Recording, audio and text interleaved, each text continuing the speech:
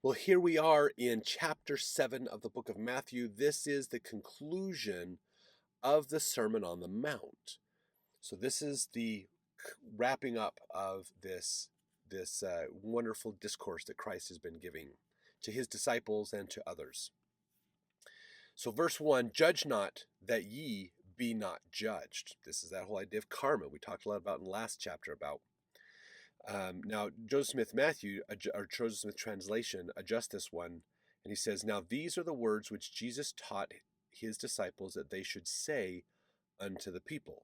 Judge not unrighteously, that ye be not judged, but judge righteous judgment. So, which is an interesting thing to think about. So this idea of judging is something that is important for us to comprehend. In the Brigham Young, actually, in the Journal of Discourses, had this to say about this verse. He says, judge not that ye be not judged. Let no man judge his fellow being unless he knows he has the mind of Christ. 1 Corinthians 2:16, within him. We ought to reflect seriously upon this point. How often it is said such a person has done wrong, and he cannot be a saint, or he would not do so. How do you know? We hear some swear and lie, they trample upon the rights of their neighbor, break the Sabbath by staying away from meetings, writing about the city, hunting horses and cattle, or working in the canyons. Do not judge such persons, for you do not know the design of the Lord concerning them. Therefore do not say they are not saints. What shall we do with them? Bear with them. The brethren and sisters from the old countries frequently place great confidence in the American elders who have been their pastors. But some trifling thing occurs that does not appear right to them, and they say in a moment, that elder is not a Latter-day Saint. Judge no man. A person who would say another is not a Latter-day Saint for some trifling affair in human life proves that he does not possess the Spirit of God. Think of this, brethren and sisters. Write it down that you may refresh your memories with it. Carry it with you, look at it often. If I judge my brethren and sisters, unless I judge them by the revelations of Jesus Christ, I have not the Spirit of Christ. If I had, I should judge no man. This is true doctrine. Now let the newcomers especially remember not to judge their brethren and sisters. A great many sit in judgment upon me and upon this people, and I have a right to judge as well as they. Were I to pass my judgment upon those who judge me and this people, I would do it in the language of Joseph, in the dialogue we have in print. Do it in a question. In it, a question is put to Joseph as follows: are you Jesus Christ? No, but I am his brother. So this is this interesting idea again of being careful as we judge other people, because we don't know what's going on in their lives. We could see somebody who's poor or homeless or destitute and go, they've made bad choices. Maybe they haven't. Maybe they don't know how to make a good choice. Maybe somebody else made a choice that caused them to fall into that situation. There's lots of reasons that it could be there. So we want to be careful judging other people. In fact, verse 2, he says, for with what judgment ye judge, ye shall be judged, and with what measure ye mete, it shall be measured to you again. That is very important for us to think about, okay? Understand that when we judge somebody else, we are going to have that same rule that we're using to judge them is going to come back and be applied to us. That's the problem. So when you want to judge somebody else, when those thoughts come into your mind, realize, do I want to be held to the same standard? And if you're like, maybe I don't want to be held to that same standard, then don't judge them, and you won't be held to that same standard. That's basically the kind of the opposite way of thinking about this verse, but that's basically what it means, okay? That's important for us to look at. Now, Dallin H. Oaks had some interesting points on this in a conference talk he gave once. He said that there are two kinds of judging: final judgments, which we are forbidden to make, and intermediate judgments, which we are directed to make upon righteous principles. First, a righteous judgment must by definition be intermediate. It will refrain from declaring that a person has been assured of exaltation, or from dismissing a person as being irrevocably bound for hellfire. It will refrain from declaring that a person has forfeited all opportunity for exaltation, or even opportunity for a useful role in the work of the Lord. The gospel is a gospel of hope, and none of us is authorized to deny the power of the atonement to bring about a cleansing of individual sins, forgiveness, and a reformation of life on appropriate conditions. So he's saying, realize a righteous judgment isn't an absolute judgment. Okay? That's God does that. We don't do that. A righteous judgment is based on the context of what's going on in the moment. So because someone made a bad choice doesn't mean they're all bad. Just because somebody made one bad choice doesn't mean we throw them all out, throw the baby out with the bathwater. We have to take it at a context by context basis. Sometimes people make bad choices, but that doesn't mean we suddenly should abhor them and not talk to them and they're bad and evil and kick them out. Because sometimes they make good choices and do good things. So we have to take it in the context it's given. That's that temporariness of our judgment. Oh, it's sad. So-and-so made a choice that was bad. Yes, that is really sad that they made that choice, and that's going to have some negative consequences on it. But we still love them and care for them and want to bless them and help them. So if we dismiss the person because of a choice they've made, we are getting into this problem of unrighteous judgment. Now, the second thing that Dallin H. Oaks talks about in this, he says, a righteous judgment will be guided by the Spirit of the Lord, not by anger, revenge, jealousy, or self-interest. So that's important to think about. What is our motivation in this judgment? If it is to punish them, if it is to give us a reason why we should not be nice to them, then that is not the Spirit. That is not a righteous judgment. Third, to be righteous, an intermediate judgment must be within our stewardship. This is an important context to take, like we talked about, okay? We should not presume to exercise and act upon judgments that are outside our personal responsibilities. So if we make a judgment on somebody we don't have a stewardship over, that is unrighteous. We can have an opinion, but we can't have a judgment. Okay, very important distinction. Now, fourth, he says we should, if possible, refrain from judging until we have adequate knowledge of the facts. So if we never gain adequate knowledge of the facts, then we cannot pass judgment. Very important to think about. Do we know all the facts? Do we understand what's going on? Do we know what's going on in that person's mind? Do we understand their history of how they got to this point? If we don't know all of that, then we can't pass an adequate judgment on them. If we do know all that, that is going to make it easier for us to understand how to make a righteous judgment on this. Now, in a fifth principle of a righteous intermediate judgment is that whenever possible, we will refrain from judging people and only judge situations. We can set and act upon high standards for ourselves or our homes without condemning those who do otherwise. So again, just because they did something bad doesn't mean they are bad. They made a bad mistake. They have to pay for that price. But that's them. They have to pay for it. It doesn't mean that they're suddenly a bad and evil person because of that. Sixth, he says, forgiveness is a companion principle to this commandment. In modern revelation, the Lord has declared, I, the Lord, will forgive whom I will forgive, but of you it is required to forgive all men. That's D&C 64:10. So realize that forgiveness is part of judgment. If we cannot forgive them, then we cannot adequately judge them. And seventh, a final ingredient or principle of a righteous judgment is that it will apply righteous standards. So if you can follow those 7 points, you can have righteous judgment. But if you can't follow those 7 points, it's not going to be righteous. So it's just best not to judge. I mean, it's just easier that way, honestly. But those are things to realize, okay? The karma part of this is an important thing to think about. So if we judge other people, that same measurement is going to be measured against us. Can we hold up if we get measured by the same points? That's going to be hard. So if you don't want to be measured by those same points, then don't measure other people by them. It's that simple. In fact, verse 3, we get probably one of the most profound concepts of this idea. This is a great metaphor for us.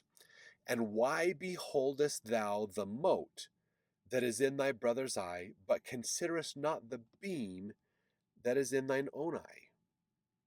So let's look at this, okay? Let's look at these words for a second here. The Greek word translated as mote refers to a tiny speck, chip, or splinter. Okay, something super tiny and small. The Greek word translated here as beam refers to a large wooden beam used in constructing houses. So why are you complaining about the dust in their eye when you've got a whole 2x4 sticking out of your eye, basically? This is this idea of hypocrisy. I'm going to complain because I can see a speck in your eye, but I've got a lot more than that speck in my eye. Understand this, okay, folks? In order for us to see something in someone else, we have to understand it in ourselves. So a lot of times when we see other people that do something that bother us, it is actually a subconscious reflection. Our subconscious is using other people as mirrors to reflect back to us what we need to be working on. This is a proven psychological phenomenon that happens. So realize if there's somebody in your life that irks you, like you just don't know why, but they just drive you nuts, ask yourself, what is it about them that drives you so nuts?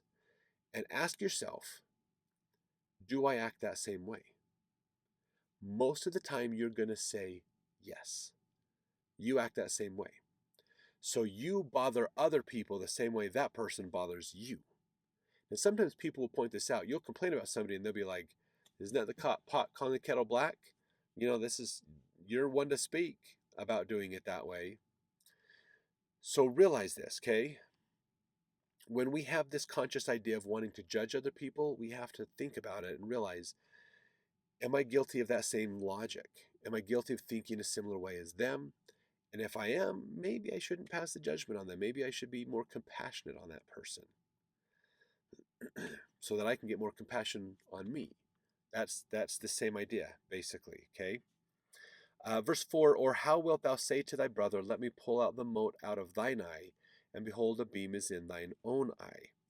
Thou hypocrite, first cast out the beam out of thine own eye, and then shalt thou see clearly to cast out the mote of thy brother's eye. So those are important points for us to be considering. Okay, again, I need to take it out of my eye before I take it out of their eye. And that is super, super important for us to always realize, okay? I can't help them until I've got it solved in myself. So the best thing I can do to help them out is improve myself, and then I can help them. Very, very important. Now, Joseph Smith does add some in his Joseph Smith translation to this. So I want to read this to you as well because it contributes quite a bit. He says, starting verse 4, and again ye shall say unto them, why is it that thou beholdest the mote that is in thy brother's eye, but considerest not the beam that is in thine own eye? Or how wilt thou say to thy brother, let me pull out the mote out of thine eye, and canst not behold a beam in thine own eye? And Jesus said unto his disciples, beholdest thou the scribes, and the Pharisees, and the priests, and the Levites? They teach in their synagogues, but do not observe the law, nor the commandments. And all have gone out of the way, and are under sin. Go thou and say unto them, why teach ye men the law and the commandments, when ye yourselves are the children of corruption? Say unto them, ye hypocrites, first cast out the beam out of thine own eye, and then shalt thou see clearly to cast out the mote out of thy brother's eye. So he has that whole section there, helping him realize this is what's the problem in Jerusalem. The people are following baloney principles. They're not following the law. And it's been manipulated, and the people who are teaching it to you are the ones that are the manipulators. They're the hypocrites. So be careful with that. Now, verse 6, he's going to go into a little bit of a different direction here. Verse 6, he says, give not that which is holy unto the dogs, neither cast ye your pearls before swine, lest they trample them under their feet, and turn again and rend you. Now this is really interesting, because this is kind of a standalone principle by itself here in verse 6. So realize that as we are talking with people, sometimes people aren't prepared to hear the message. So if you're saying, if people's spirituality is down here and you're trying to talk to them from a level up here, it's not going to work. This is part of the challenges of when people try to learn the doctrines of the church without understanding them. They complain about them. It makes it sound that they take these principles, and we see this a lot of like anti-Mormon literature, anti-Jewish literature, anti-Catholic literature. They try to take the deeper meanings, the things that people hold sacred, and they make them sound absurd and stupid. That's this idea of pearls before swine. They're going to take the things that are sacred because it's not sacred to them, and they don't fully understand them, and they're going to trample it and ruin it because they don't understand the value of it. So we should be teaching the gospel to others, but we don't need to go too deep into it if they're not ready for it. Verse 7, ask and it shall be given you. Seek and ye shall find. Knock and it shall be opened unto you. For everyone that asketh receiveth, and he that seeketh findeth. And to him that knocketh it shall be opened. These are important concepts in these two verses. Usually these are given in the context, people interpret these to think of like the gospel of prosperity idea. Oh, I can just ask God for whatever I want and he'll give it to me. I ask for the fancy car, he gives it to me. I ask for anything else, he gives it to me. We have to think about this and realize that there's important order to things. Okay, we should begin study sessions with prayer. We should begin when we learn the gospel and do things with prayer. This is why we begin our meetings with prayer. We are asking. We are seeking. God, this is what I need help with. This is why I'm studying this. Help me understand this. Okay. Without the asking part, the rest of it doesn't happen. So realize that. It doesn't say you think about it and God will give you whatever you want. It says to him that knocketh, it shall be opened. If you ask, it will be opened unto you. But you have to be the one asking. That has to come first. That's the important thing for us to be thinking about, okay? We need to use prayer more. We need to be incorporating God into our lives, basically, is what this is getting at. Incorporate that, talk to God more. He will open up those doors and work with you, but you've got to be willing to seek him. Okay, so this isn't the genie with the unlimited wishes. This is understanding, ask God, involve God in every aspect of your life, and he will then bless what you're doing. If you don't ask for God to be in your life, he's limited in what he can do to help you. That's more of what I see in these verses here. Now, verse 9, he's going to kind of take this in a little bit of a different direction to give us more teachings. And he says in here, or what man is there of you of whom if his son ask bread, will he give him a stone? Or if he ask a fish, will he give him a serpent? Or if then, being evil, know how to give good gifts unto your children, how much more shall your Father which is in heaven give good things to them that ask him? So again, this is, again, bringing this whole together from verse 7 to verse 11. It is about praying to God and having God involved in your life, or that relationship building. So if we look at this concept here that these talked about, like in verse 9, if a man has a son and that son says, Dad, I need some bread, does dad go, all right, here's a rock? And the son goes, what? Why did you give me a rock? I asked for bread. This is stupid. What are you talking about? He says, no. A good father would give his son the bread he's seeking. So we should realize we should not go against what we've been asked to do is a part of this. Okay, we should treat others again the way we want to be treated. So just like in verse 9, just because if somebody asks you for something and we basically don't give it to them and go around it and do something different, that's on us of making a mockery of them and their asking. Okay, that's the mockery of us. If somebody says, "Can you help me with this? I need help with this," that is our option to go, "Yes, I can help with that. Yes, I can do those things. I can work with you on that." If we just go, "Oh, I'm not going to help you, go do it your own way," that's not helping. That's this idea of giving them a stone instead of bread. So be helpful. Be helpful for other people. And again, realize that this is about making sure that we're asking God for help. If people who are evil can actually, can people who are evil give good things?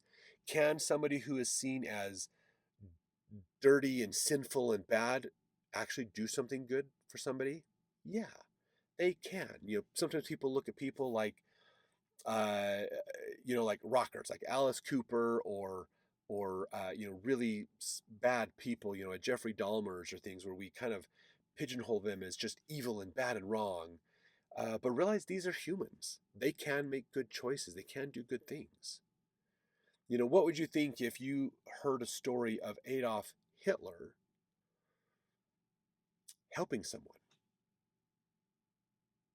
What if you heard a story of not about him being responsible for the murder of a whole lot of people, but saw him pick somebody up that fell over? Oh, he did something good. Oh, he helped someone. We have to realize you can still good things, okay? It's choice, it's agency. That's what it comes down to. But what they're saying here in verse 11 is while humans have these choices, we know God is good. He's kind of guaranteed that assumption in our mind. So if asking for help from humans can turn good for us, why not ask God for help? Because we know, guaranteed, asking Him for help will bless us. So let's be putting God in our life. Let's build our relationship with Him more. That's what this is talking about, basically. Now, verse 12, it says here, therefore, all things whatsoever ye would that men should do to you, do ye even so to them. For this is the law and the prophets. Now that is an important phrase, that last phrase there. But verse 12 is basically karma. This is the quote that is used for karma all the time. Karma, from a Hindu standpoint, doesn't actually mean what goes around comes around. Karma from a Hindu standpoint, which is the original designation of karma, is when you die, you add up all the good of your life and the bad of your life. And if you have more good than bad, then you progress. If you have more bad than good, then you digress in reincarnation. That's what real karma means in Hinduism. But we take it as this generalized idea of what goes around comes around, basically. And that's what verse 12 is about. That's really what it says there. Now, this is, again, getting into this idea of the Master Mahan principle as well. Uh, if you want to be treated in a certain way, then treat others that way. We tend to teach people how to treat us through our nonverbal communication. We get the response we gave. So if we treat others the very way we want to be treated, they'll treat us that way. So when we want a response, we want people to act in a certain way regarding to us, then we act that same way to them. And they will respond and they'll reciprocate it back to us, basically. That is so important for us to realize. What goes around comes around. Treat people well. Now, this is fascinating because, again, this is the law and the prophets. We've seen that phrase, or we will see that phrase again. Excuse me, we haven't seen it yet. We will see that when they say, what is the greatest commandments? What is the greatest part of all the law and the prophets? Hang on this, the two great commandments. Love God with all your heart, might, mind, and strength, and love your neighbor as yourself. So that's what it is. Okay, and that's what this is talking about here. Do unto others as you would want done to you, because God is going to treat you the way you treat other people, and other people are going to treat you the way you treat them. So that's these principles coming together of loving God and loving your neighbor. The best way to love God is to love our neighbor. They all come together, and that's what that law and the prophets, that's a key phrase to remember because it ties in those other teachings from Christ, basically. So karma is how God interrelates and works with us as well. Verse 13, enter ye in at the strait gate, for wide is the gate and broad is the way that leadeth to destruction, and many there be that go in. This is have some really good things for us. Okay, this is the way of the two paths. This is the Gnostic works of the New Testament. The Gnostic groups talk about the way of the two paths. You have a choice. You have these two paths to make that you can take. You can only take one of the two paths. You can't be in two places at once. You can't serve two masters at the same time. You have one of two paths to take. And this whole life is to pick one of these paths, basically. This is what verse 13 is talking about. The strait gate, strait means narrow. The narrow gate is the one you should enter into.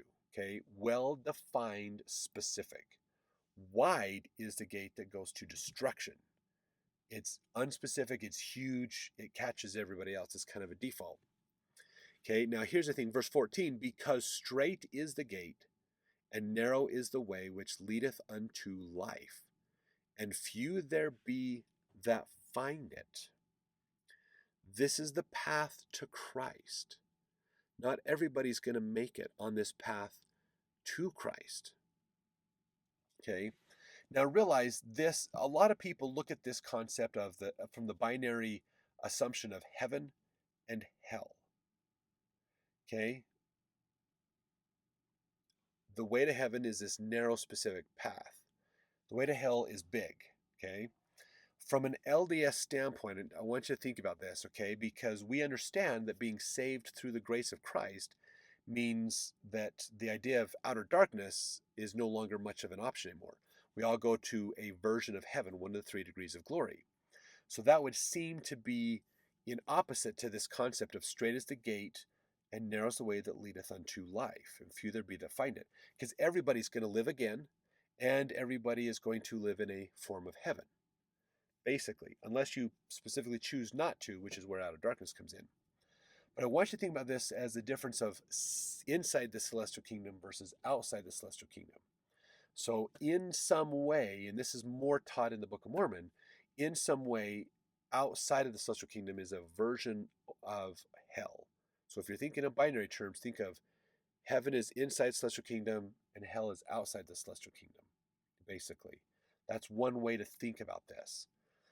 And that's what this is talking about. Straight is the gate. What is the gate? The entrance? Baptism, okay? A straight, narrow path. A narrow path is what it's really saying here. Straight and narrow is narrow and narrow. Well-defined boundaries. Well-defined lines. It's not anything goes. It's not my truth. It's these are the rules. Follow this. It is clear. It is not bending. It's not deviating. It is easy to understand. And it has defined boundaries to it. That is the gospel of Jesus Christ. That's what this is talking about, basically. Everything else outside of that path is the broad gate. That's Satan's realm. Satan doesn't matter which side you fall off the path, just so you're off the path. The Goldilocks zone, the narrow, defined, easy to see path, is the path to Christ. Well-defined boundaries, easy, clear understanding. That's the path to Christ. When you read in the Old Testament, you'll see these verses that talk about mountains being brought low, raising up a highway. Those ideas, the whole point of that is realizing that God is eliminating the obstacles and making a clear, easy way for you to find your path back to Him. It is a highway. It is built up. It is established. So you know where you're at. You know where the boundaries are. And you can see for a long distance to the end. It's clear. It's not winding. It's not going up and down hills. There's no blind corners or anything like that. It is clear. It is simple. And it is well defined. That's the same idea from the Old Testament that he's talking about here in chapter 7. So this is an important thing because he wants us to understand this, okay? The real gospel is clear, it is simple, it is easy to understand, easy to define the boundaries, and it's established. And why he wants us to understand this is because of verse 15. He says, verse 15, beware of false prophets, which come to you in sheep's clothing, but inwardly they are ravening wolves. Ye shall know them by their fruits. Do men gather grapes of thorns or figs of thistles? Even so, every good tree bringeth forth good fruit, but a corrupt tree bringeth forth evil fruit.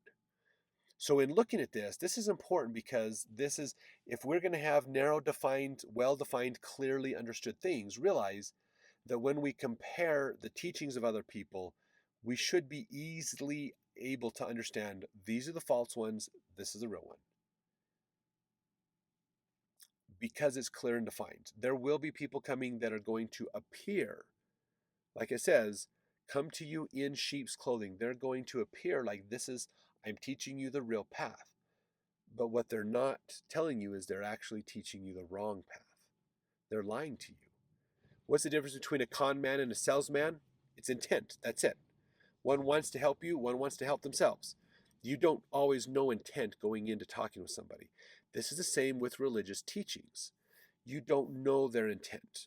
So this is where understanding, this is where prayer, connecting with God, building that relationship with Him is so important, because as you understand the gospel yourself, you'll be able to clearly understand what is true and what is false. That's important. This is what's pulling this together, okay? So if there weren't going to be prophets anymore, this is a funny assumption to make here. Sometimes people get confused about this, and they say, we don't need prophets anymore. We don't have prophets. Well, if we don't need prophets, why is Christ warning us of false prophets that will be coming in the future? Why doesn't he just say, don't listen to prophets, period? Only listen to me. Only follow my words. He doesn't say that. He says, beware of false prophets, because there are going to be prophets. There'll be true prophets, there'll be false prophets. Listen and pay attention so you can follow the true ones and ignore the false ones. If there were no more prophets, he would have just said, don't listen to anybody else, just read my words. But that's not what he said. Interesting to think about, huh? Now, the warning about listening to wandering prophets looks forward to a time when the Christian community was under threat by hostile Christian communities seeking out converts among other Christians. That was Wayman from his book, The New Testament. This is a challenge. We see this. We look at this with the Marcionites, the Ebionites, with other groups, the Gnostic groups and others. As Christianity moves on from the first century, it fractures and starts to break apart, and that's where we get challenges. That's the problems that they were running into. In fact, this was a reason, big motivation, why the Council of Nicaea was called, to say there's all these factious breakoffs, all these versions of Christianity out there. We need to bring it back. And that's where Nicaea came in. That's where Constantine came in, to say, let's establish an orthodox. Let's establish this is the real church. The rest is false. That's what his effort was trying to do, was to figure out, how do we tell what's true and what's not among all these crazy different versions of Christianity that is out there.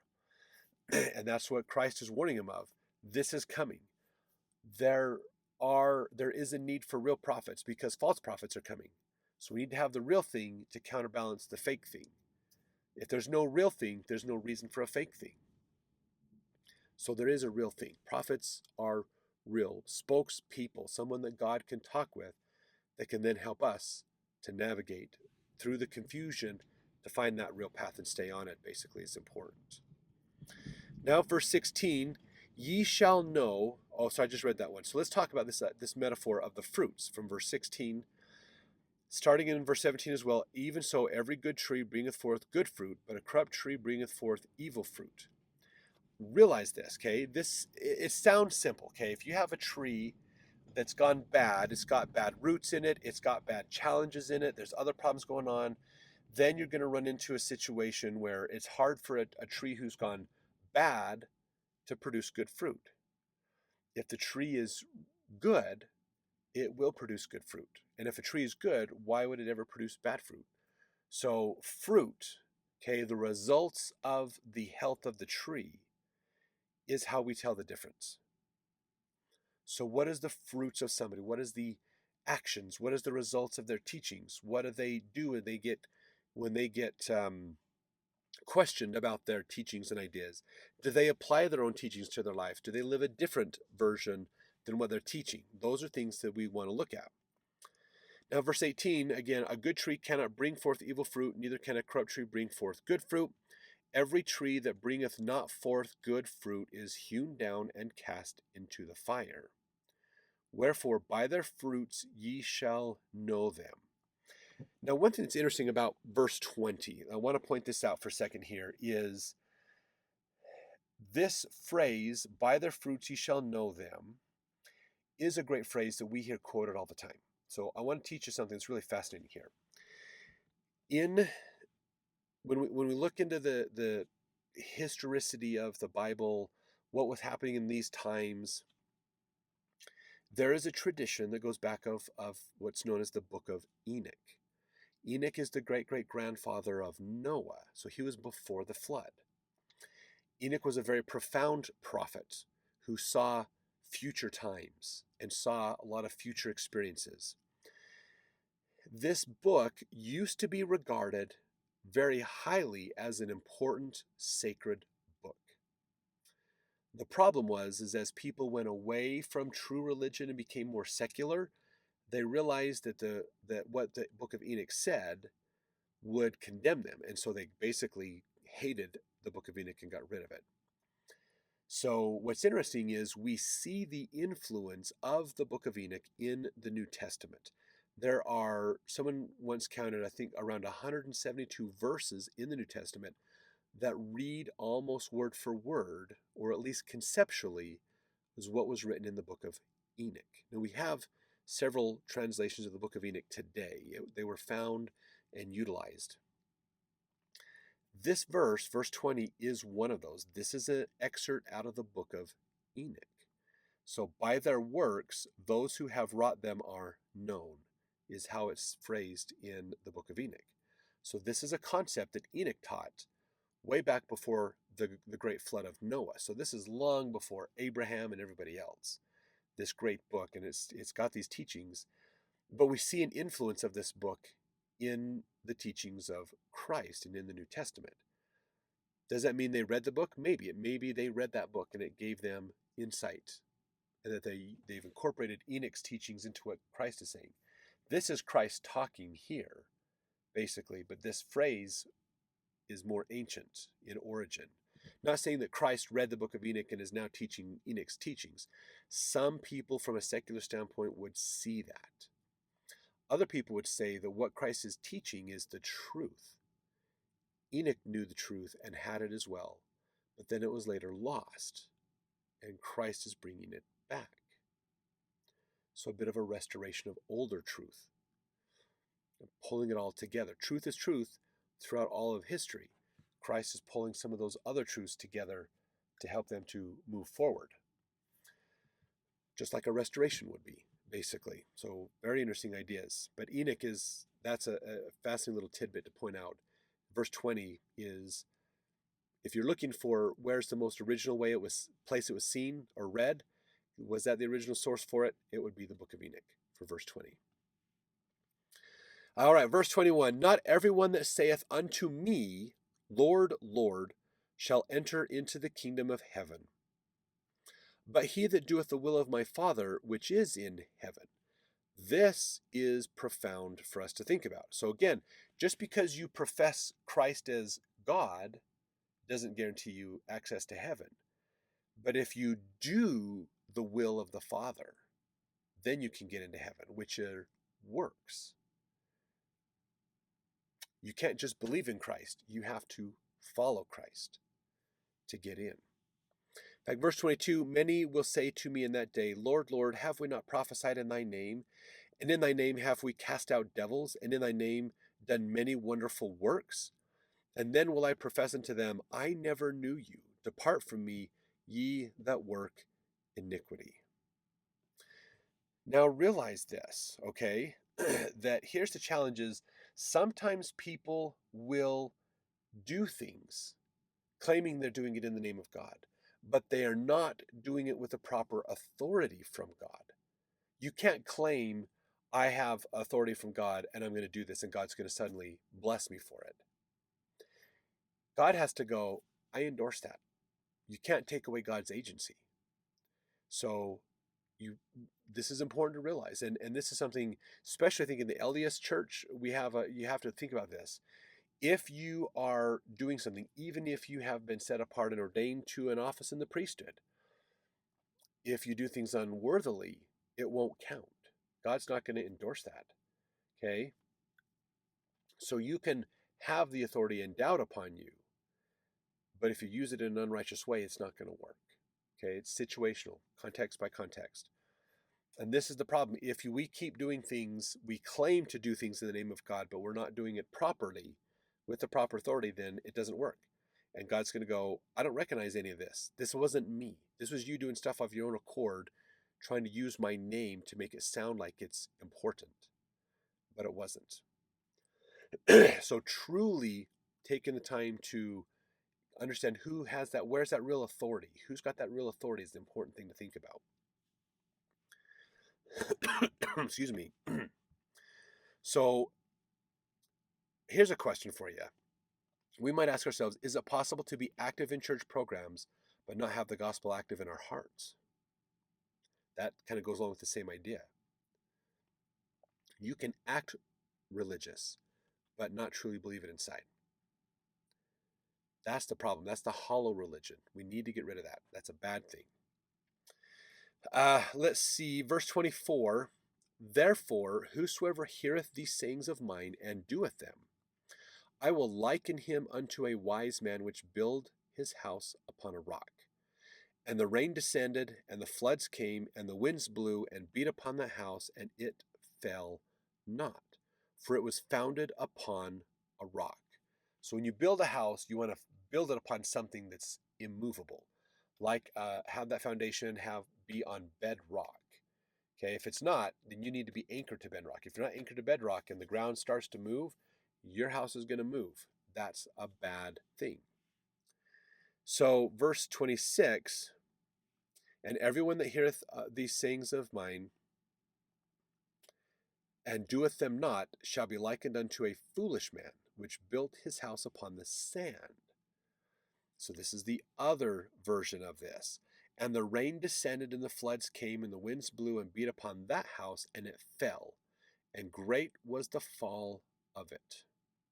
So if you're not focused on the rock, if you're not focused on the foundation, the core things that aren't going to move when the weather hits, you're going to have a problem. Because if what you're sitting on moves, if you have an unsure foundation, then you're going to have problems. Otherwise, the ground will fall away from you and you'll stay put because you're founded on the rock. So wickedness cannot and does not prevail. It may be mighty for a time, yet it will fall in the end. That's a good thing to think about, this idea. Okay?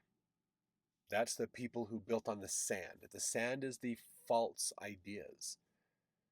And when they go away, you have no foundation. It'll look like a building that is floating, and it'll all fall down and tumble because there's no true foundation underneath it when times get tough. So just remember that. That's important for us to look at. Okay, rock, sure foundation. And what is a sure foundation? Christ is telling us his words, not just listening to him, but doing them, keeping the commandments. That is that rock. That is that connection for us. Verse 28, and it came to pass when Jesus had ended these sayings, the people were astonished at his doctrine. For he taught them as one having authority, and not as the scribes. So the scribes are using the scriptures and the rules as the authority. They are just telling you what the authority says. But Jesus taught these people as if he had authority himself to teach. That's an interesting distinction here. So the Holy Ghost was probably felt, which told the people that Jesus spoke with God-like authority. They felt the Spirit. There was an influence inside going, this guy knows what he's talking about. It's like he's giving the law himself. He's not teaching us what the law says. He's giving the law. He has the authority to give the law, basically. So again, the scribes taught what other people had said about the law. So the scribes are experts in understanding interpretation of the law. Christ was speaking as the law giver, basically. Very important thing. Now, some manuscripts, when you look at the translation of Matthew, some manuscripts add the phrase "and Pharisees" to the end of this verse. So not just scribes, but also Pharisees to this as well. So just kind of an FYI in there. But it's fascinating to think Christ comes from the position of having authority. The scribes and Pharisees come from the position of knowing the law and talking about the law. And they derive their authority from their expertise, understanding of the law. Whereas Christ comes from the standpoint of having the real authority. There's a big distinction there. So hopefully that helps us in understanding more about authority, about the importance of avoiding hollow religion and really being devout, really being sincere in your belief in God, connecting with Him, real, meaningful relationship with God. Let's jump over to the next chapter as we continue in the book of Matthew.